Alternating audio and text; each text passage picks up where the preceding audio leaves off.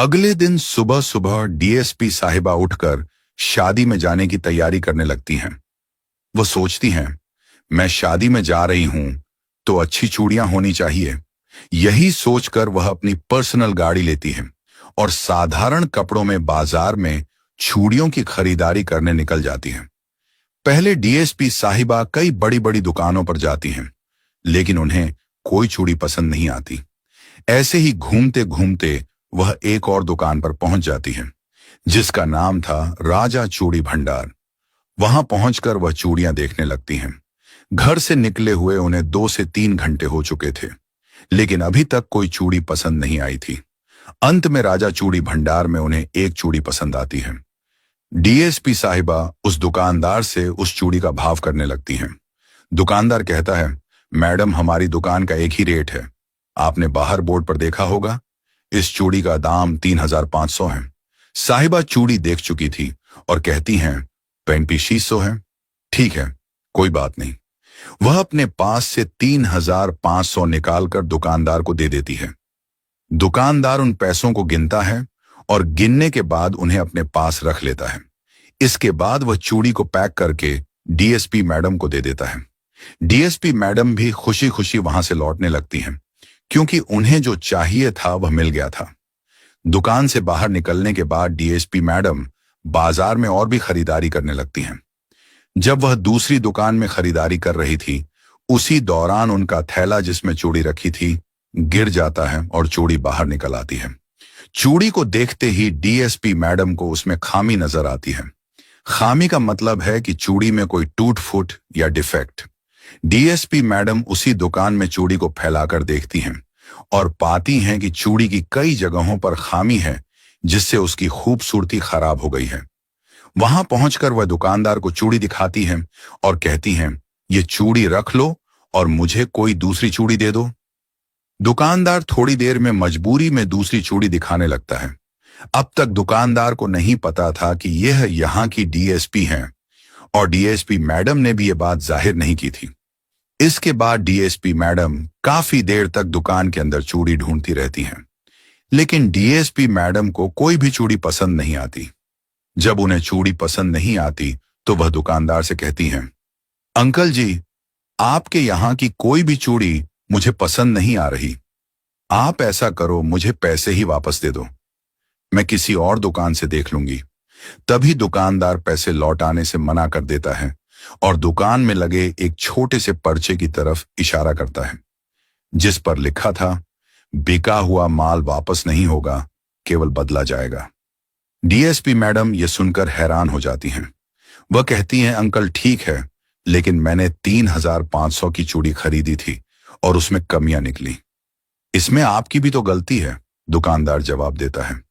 Madam, बहस मत करो, हमारे यहाँ का यह नियम है और हम इसे तोड़ नहीं सकते।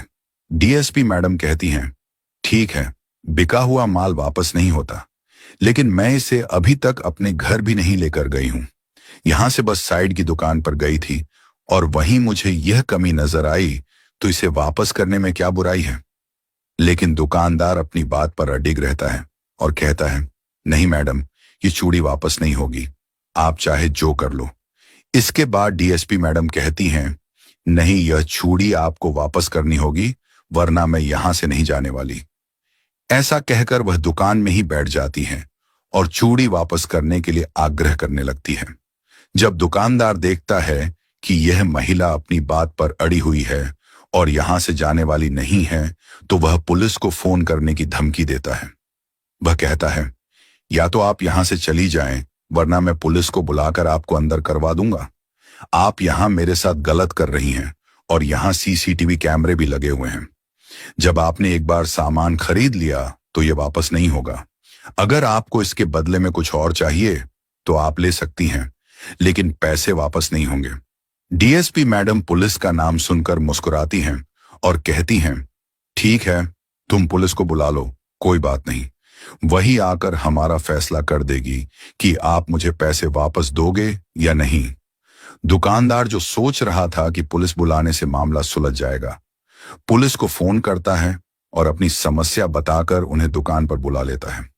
इसके बाद डीएसपी मैडम सोचने लगती हैं, आने दो पुलिस को, आते ही वे मुझे पहचान लेंगे और फिर इस दुकानदार को डांट कर मेरे पैसे वापस दिला देंगे।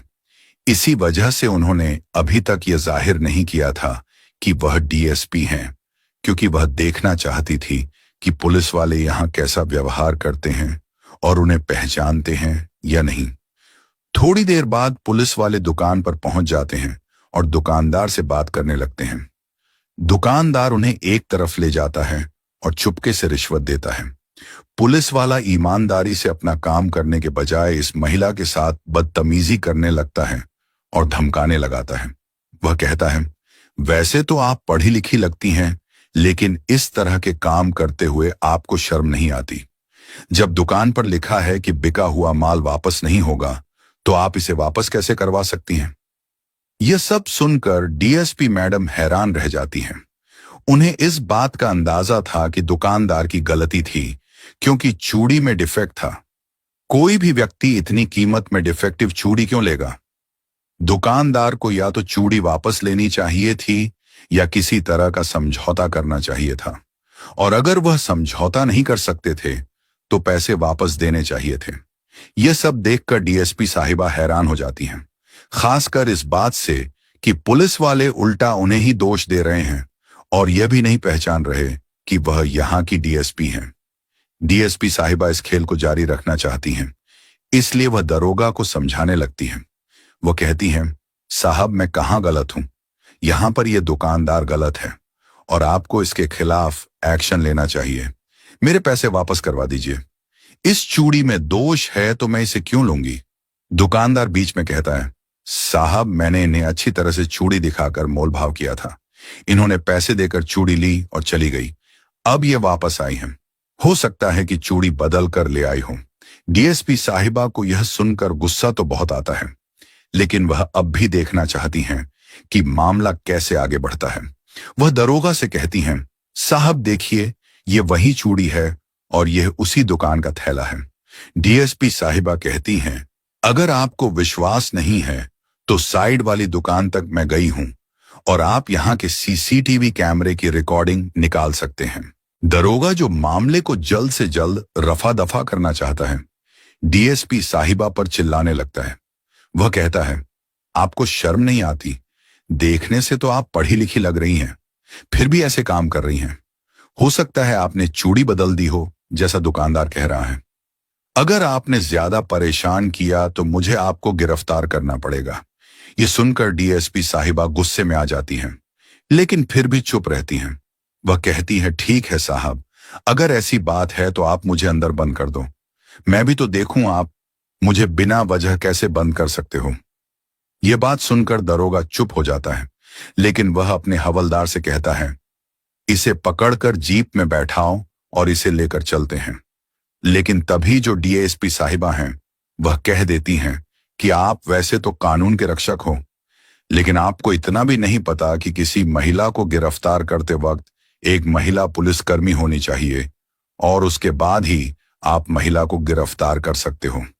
अब यह बात सुनकर जो दरोगा होता है वह और भी चिढ़ जाता है, लेकिन अभी तक वहां पर थोड़ी सी भीड़ इकट्ठा हो गई थी, तो इसी वजह से दरोगा अपनी महिला कांस्टेबल को बुलाता है। अब जैसे ही वहां पर महिला कांस्टेबल आती है तो उसके बाद वह डीएसपी साहिबा को पकड़कर जीप में बैठा लेती है और बाजार के अंदर सभी लोग ये सब कुछ देख रहे थे। अब पुलिस के सामने भला कौन बोलेगा, यही सोचकर सब लोग चुप रहते हैं और डीएसपी साहिबा को वहां से बिठाकर थाने तक ले जाया जाता है। जैसे ही डीएसपी साहिबा थाने में पहुंचती हैं तो थाने के अंदर एक पुलिस वाला था जो डीएसपी मैडम को अच्छी तरह से जाना पहचाना करता था, क्योंकि कुछ दिनों पहले डीएसपी साहिबा के यहां पर ही उनकी ड्यूटी थी और डीएसपी साहिबा अपनी ईमानदारी के लिए वहां पर पूरी तरह से चर्चित थी।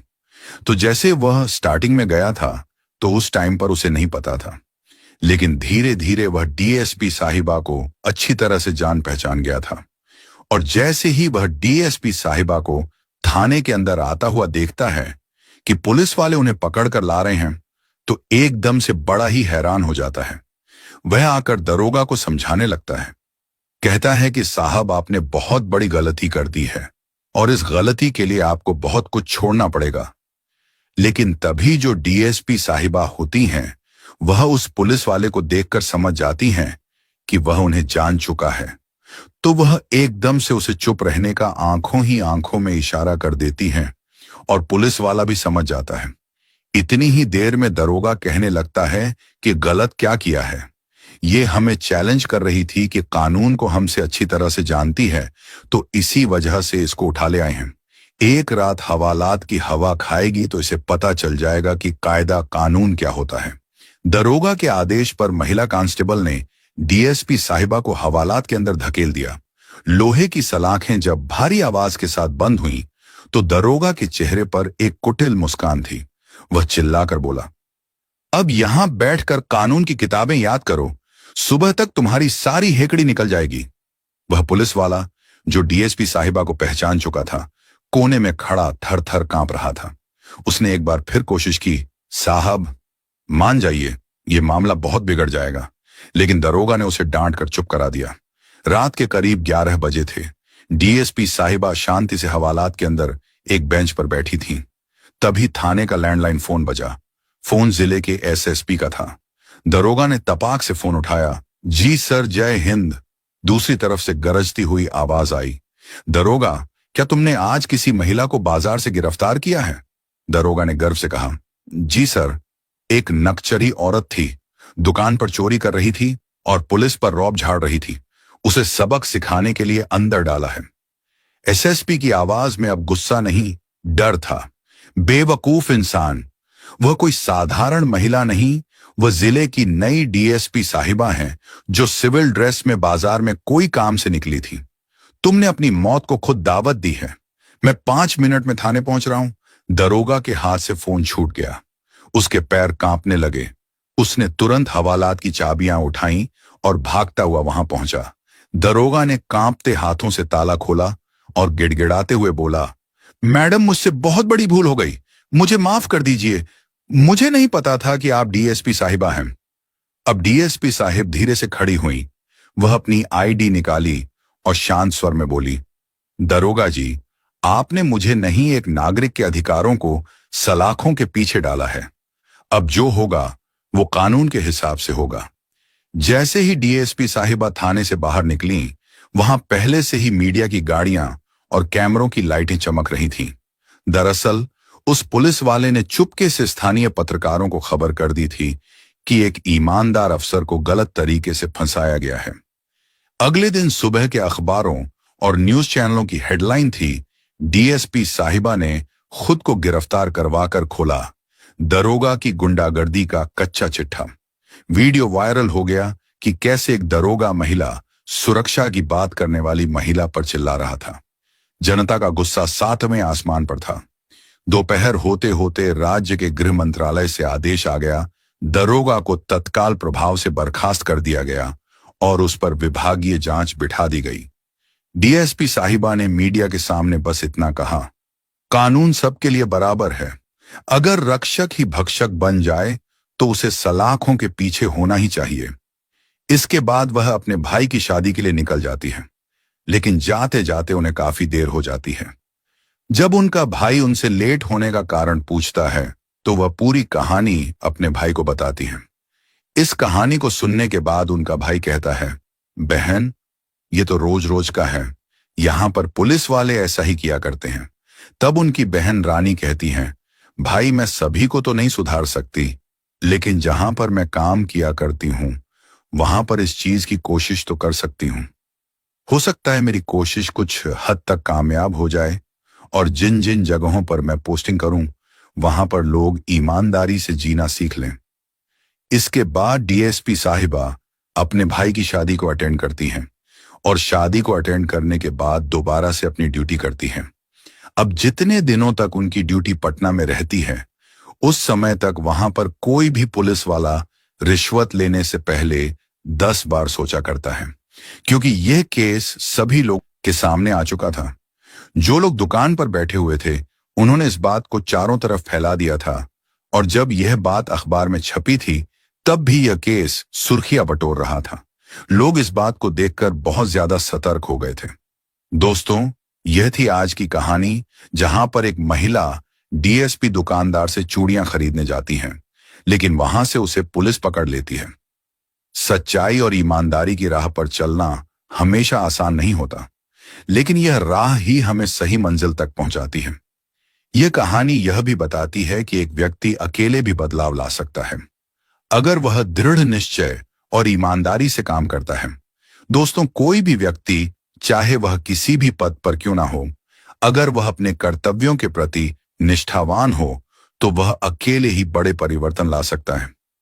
डीएसपी रानी की तरह अगर हम सभी अपने जीवन में ईमानदारी और सच्चाई को अपनाएं, तो हम न केवल खुद को बेहतर बना सकते हैं, बल्कि अपने आसपास के समाज में भी सकारात्मक बदलाव ला सकते हैं।